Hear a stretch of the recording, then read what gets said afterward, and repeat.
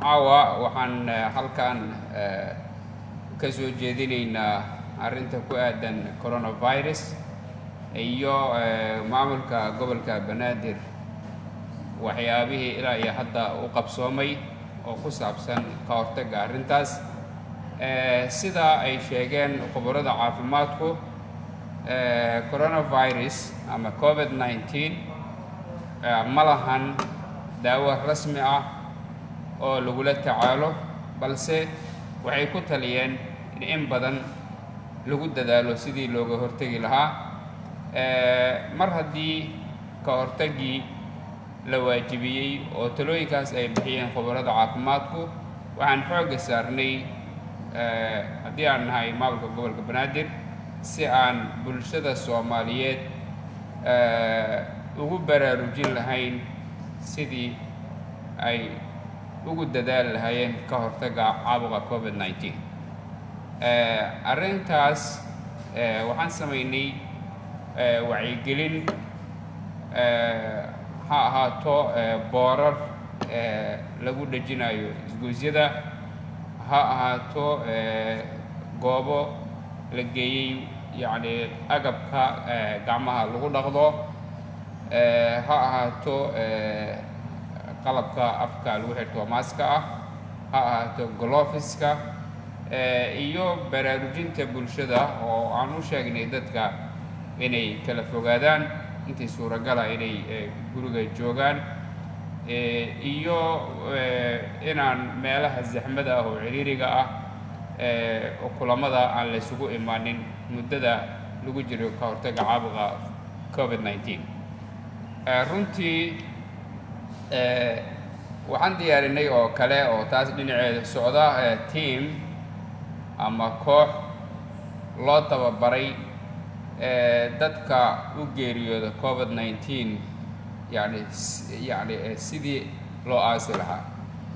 Sidii loo aasi lahaa ayaa loo tababaray. Sidoo kale waxaa loo tababaray oo u diyaar ah macnaha culimo Soomaaliyeed oo bulshada loogu talagalay inay ka wacyigeliyaan inaanay ku soo xoomin meydka ama qofka bukaanka ah, maadaama cudurkan uu yahay cudur khatar ah oo si fudud bulshada ugu faafi kara. Culimada iyo dhaqaatiirta talooyinkoodu waxay u yihiin bulshada lagama maarmaan. Sidaa darteed bulshada Soomaaliyeed waxaa looga fadhiyaa inay u dhuga nuglaadaan talooyinka iyo irshaadaadka ay bixinayaan dhaqaatiirtu, isla markaas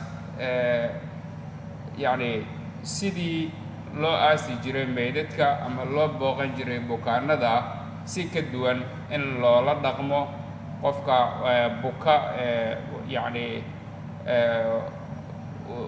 u soo dhaca cudurka la yidhaahdo COVID-19.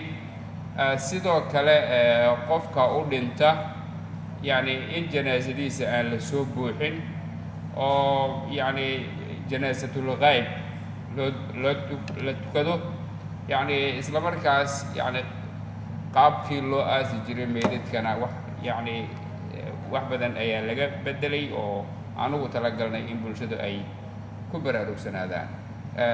Waxyaabaha bulshada laga wacyigeliyo waxaa ka mid ah goobaha la isugu imaanayo oo mataqaana aan la soo buuxin, oo goobaha zaxmada ama ciriiriga ah aan la isugu imaanin.